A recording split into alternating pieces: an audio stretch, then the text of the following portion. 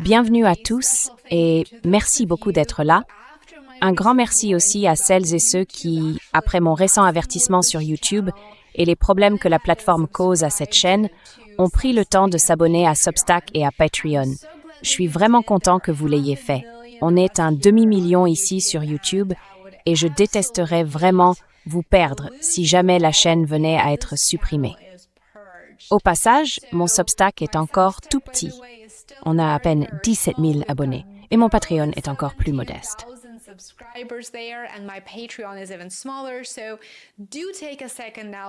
Prenez un instant pour suivre les liens ci-dessous et vous assurer que vous avez un moyen de rester connecté. Maintenant, revenons au sujet de cette vidéo. Pendant de nombreuses décennies, comme vous le savez, le dollar américain occupait le tout premier rang du système financier mondial. Les pays accumulaient des dollars, les banques centrales achetaient des bons du Trésor américain, le commerce international se réglait uniquement en dollars et la domination financière des États-Unis paraissait intouchable. Mais un changement historique vient de se produire. D'après un nouveau rapport de la Banque centrale européenne, l'or est désormais devenu le principal actif de réserve détenu par les banques centrales du monde entier, dépassant à la fois les bons du Trésor américain et l'euro. Aujourd'hui, l'or représente environ 27% des réserves officielles mondiales, contre 22% pour les bons du Trésor américain et 15% pour l'euro.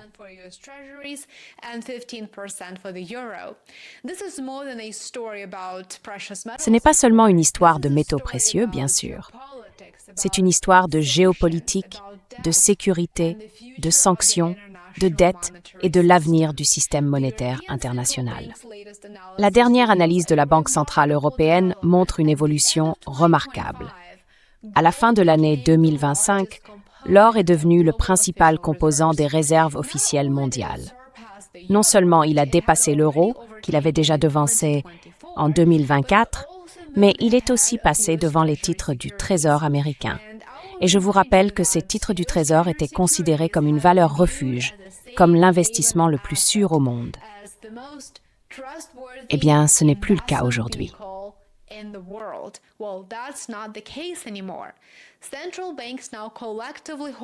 Les banques centrales détiennent aujourd'hui, à elles toutes, plus de 36 000 tonnes d'or.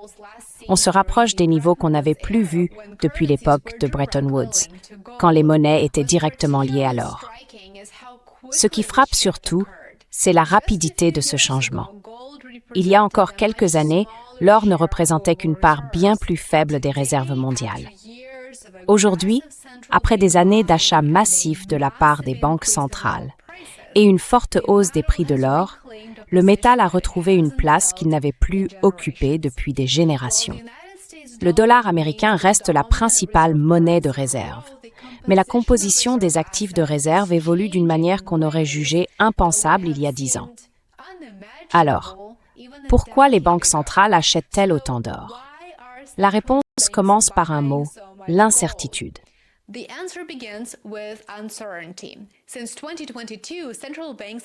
Depuis 2022, les banques centrales ont acheté de l'or à un rythme exceptionnel.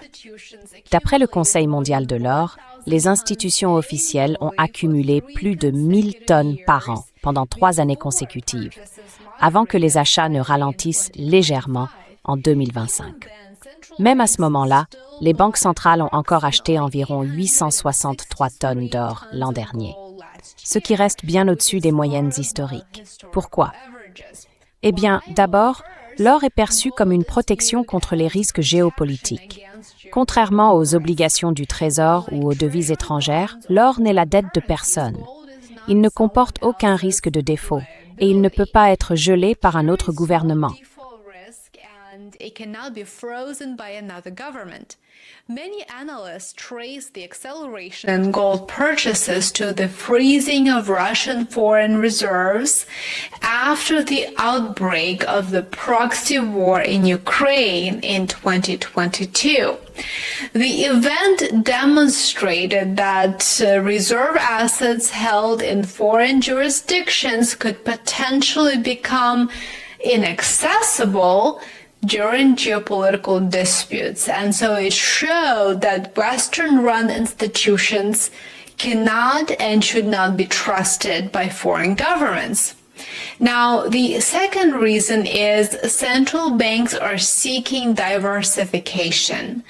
The World Gold Council's 2025 survey found that nearly 3/4 of reserve managers expect the share of US dollars in global reserves to decline over the next 5 years while gold's share increases. La troisième raison, c'est que les gouvernements s'inquiètent de plus en plus de la dynamique de la dette à long terme dans les grandes économies. Avec des niveaux d'endettement mondiaux à des records historiques et des déficits budgétaires qui se creusent dans de nombreux pays développés, les gestionnaires de réserves cherchent des actifs indépendants des marchés de la dette souveraine. Et l'or correspond assez bien à cette description. Alors, la grande question, c'est est-ce la fameuse dédollarisation dont on parle depuis plusieurs années? À chaque fois que le cours de l'or monte et que les avoirs en dollars diminuent, le mot dédollarisation revient aussitôt dans le débat. Mais la réalité est bien plus nuancée. Le dollar reste, de loin, la principale monnaie de réserve au monde. Et la majorité du commerce international est encore facturée en dollars.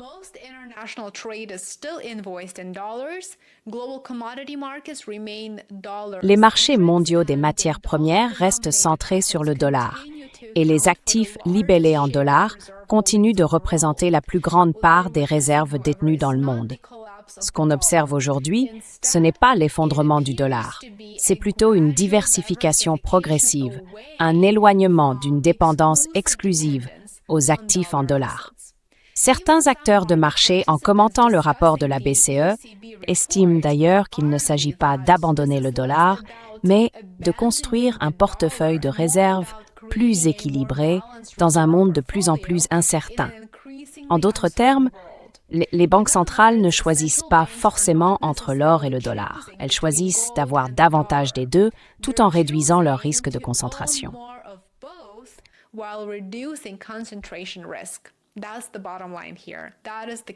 C'est ça, le point essentiel. C'est vraiment ce qu'il faut retenir et cette distinction, elle compte.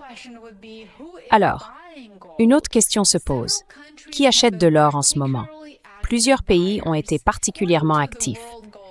D'après le Conseil mondial de l'or, ce sont surtout les banques centrales des marchés émergents qui ont mené la dernière vague d'achats. La Banque nationale de Pologne, par exemple, a été le plus gros acheteur, avec plus de 100 tonnes ajoutées à ses réserves. Parmi les autres grands acheteurs de ces dernières années, on trouve la Chine, la Turquie, l'Inde, le Kazakhstan et le Brésil. Beaucoup de ces pays poursuivent le même objectif, réduire leur vulnérabilité face aux chocs financiers extérieurs, tout en renforçant la crédibilité de leurs réserves nationales.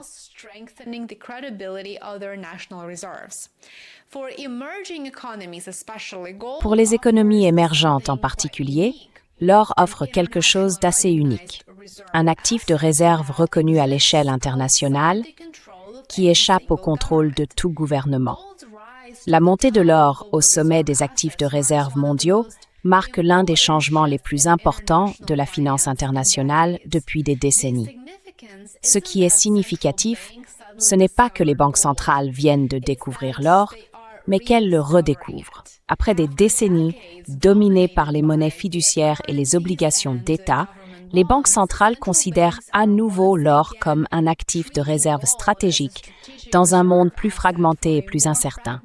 La poursuite de cette tendance dépendra de la géopolitique, de l'inflation, des taux d'intérêt et bien sûr de l'avenir de l'économie mondiale.